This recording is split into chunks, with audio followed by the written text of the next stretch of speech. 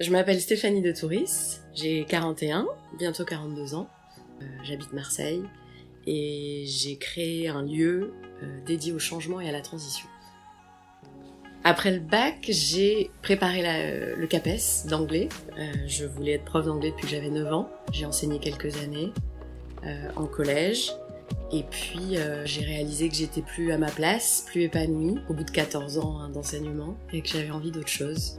Donc j'ai lu un livre qui a un peu révolutionné ma vie, qui s'appelle « Libérez votre créativité » de Julia Cameron.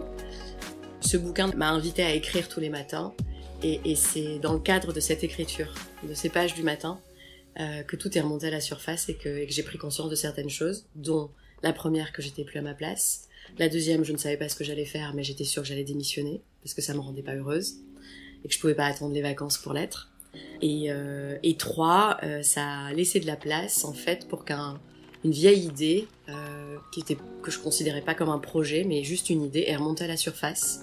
J'ai décidé que j'allais démissionner quelques mois plus tard, et monter un lieu qui rassemblerait toutes mes passions, et tout ce que j'aimais faire dans la vie.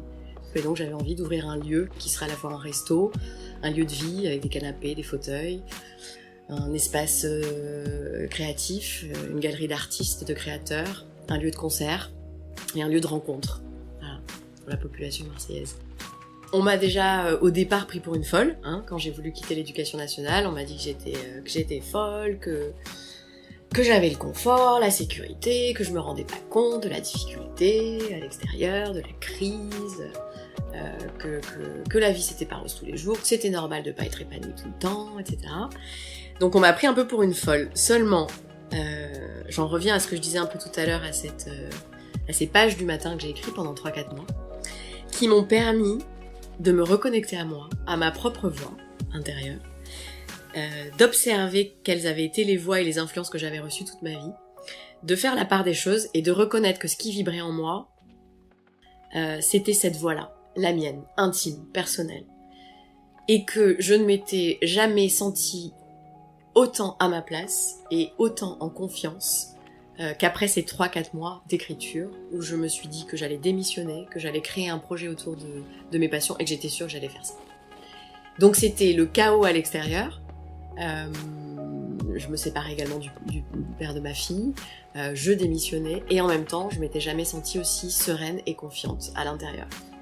Oui, ça a été parfois douloureux, ça a été parfois dur de recevoir des retours, des regards, des réflexions désobligeantes, mais qui en fait, j'en prenais de plus en plus confiance, reflétaient les propres peurs des personnes qui me parlaient, les propres jugements de ces personnes-là, leurs propres doutes, et pas les miens. Plus j'étais confiante, plus j'avais foi en mon projet, moins ces regards et ces jugements me posaient de problèmes. Et moins les gens autour se permettaient de faire des réflexions et de porter des regards désobligeants ou se permettaient des remarques déplacées. Donc je me suis lancée dans la concrétisation de ce projet pendant 1 an. J'ai suivi des ateliers et puis je suis allée voir des banques, je me suis associée, désassociée. Et finalement, ce projet n'a pas vu le jour. Et merci, parce que je crois que j'étais vraiment pas prête pour porter un tel projet. J'étais persuadée que je l'étais, et en fait, je pense que j'avais pas les épaules pour le faire à l'époque. Dans le cadre de ce premier projet, j'avais rencontré quelqu'un qui était censé devenir mon chef cuisinier. Ma chef cuisinière, en l'occurrence. Et on a décidé ensemble, parce que c'était une véritable rencontre au-delà juste de ce projet-là, de monter un autre projet. Et on a créé Les Allumettes, qui est une communauté. Sur Marseille, un blog. On a organisé pendant 2-3 ans ensemble des événements autour du bien-être. Et donc au bout de 2 ans, j'ai décidé de créer ma propre marque de coaching. J'ai monté un process en 10 modules pour accompagner les gens dans le changement, à travers des outils, des clés et beaucoup d'inspiration, à travers mon expérience et mes lectures. Comment je leur permets de se reconnecter à eux-mêmes, à leur inspiration, à leur intuition, à leurs élans. Et donc 3 ans après avoir fait mon chemin, monter différents projets, dont Les Allumettes dont j'ai parlé, ce cycle d'accompagnement à la reconversion, ce coaching que j'ai créé, quelqu'un est venu me chercher pour me parler de cet espace de 120 mètres carrés. Et on m'a demandé de m'en occuper, de créer de toutes pièces ce lieu et d'en faire ce que j'avais envie d'en faire. Et je réalise quelques jours plus tard qu'on me propose de m'occuper de cette salle, bien entendu, hein, cet espace, Senso Muta, mais qu'en revanche, il fait partie d'un lieu, la Maison Bion, qui est à la fois un restaurant, une cave à vin, un espace de créateurs et d'artistes, et un lieu de vie.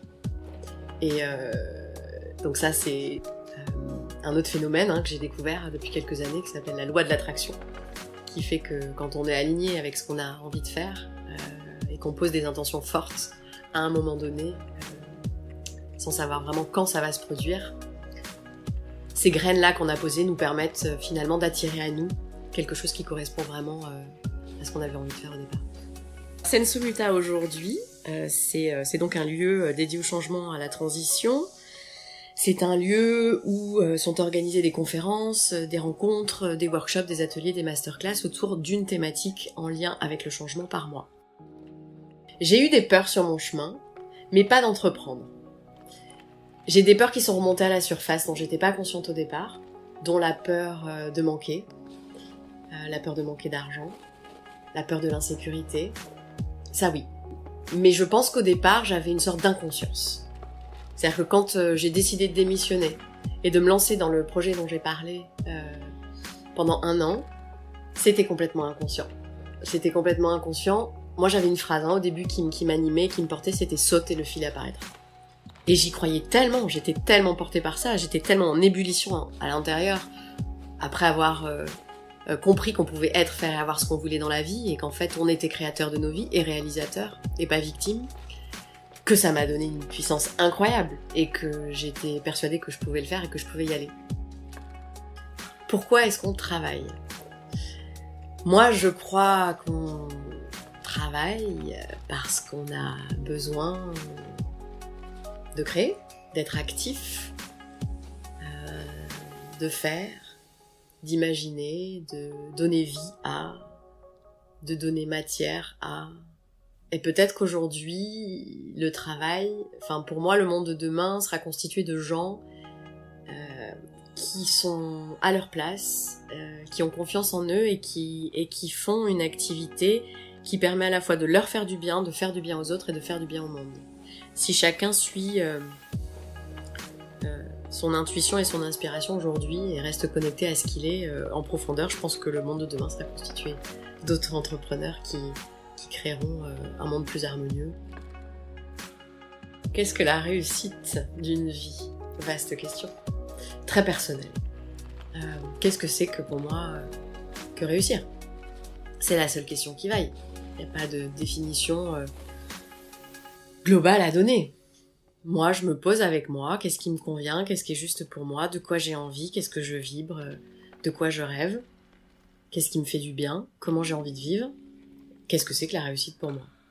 Pour moi, personnellement, c'est vivre une vie épanouissante, pleine de sens, qui me fait du bien à moi, qui fait du bien aux autres, qui fait du bien au monde, qui fait du bien à ma fille. C'est arriver à vivre de mes activités, gagner assez d'argent pour plus jamais m'en préoccuper, gagner même beaucoup d'argent pour monter de beaux projets. C'est pouvoir suivre mes inspirations, me sentir libre de choisir ce que je veux. Je crois que de manière générale, on est allé explorer tout ce qu'il y avait à explorer et même à exploiter tout ce qu'il y avait à l'extérieur de nous. On voit bien qu'on est allé exploiter la planète presque jusqu'au bout et qu'on est arrivé à un stade où on ne peut pas aller beaucoup plus loin et qu'on a même besoin de revenir un petit peu en arrière peut-être pour pas forcément sauver la planète parce qu'elle continuera à vivre, mais pour nous sauver nous. Et donc on est obligé d'aller vers autre chose, de tendre vers autre chose, de créer autre chose. Pourquoi aujourd'hui aussi on a besoin d'autres choses ? Je crois que, de manière générale, ces dernières années, on s'est reconnecté à la nature. Enfin, on a senti qu'on était allé beaucoup trop loin et donc on a senti qu'on avait besoin de revenir en arrière et de faire du bien et de prendre soin de la nature. Et je pense qu'on a commencé à réintégrer l'idée que nous faisons partie de la nature. Et qu'en fait, jusqu'à présent, on s'était un peu exclus de cette nature. Il y avait la nature à l'extérieur et puis nous, l'homme. Et en fait, on se redécouvre faisant partie intégrante de cette nature. Peut-être qu'aujourd'hui, pour sauver la planète, il faut que chacun sorte de ses zones de confort, sorte de ces métiers qu'on a fait pendant si longtemps, qui n'ont peut-être aujourd'hui dans le monde actuel plus de sens. Ils en ont eu à un moment donné, tout a eu un sens. Si quelque chose existe, c'est que ça a une raison d'être. Donc à un moment donné, ça a eu du sens, mais aujourd'hui, ça n'en a plus. Et donc il faut qu'on soit capable, aujourd'hui, ce qui n'était pas le cas de nos parents et de nos grands-parents, de s'adapter à ce changement, d'entendre l'inspiration qui nous vient de cette nature et de ce qu'on a à faire.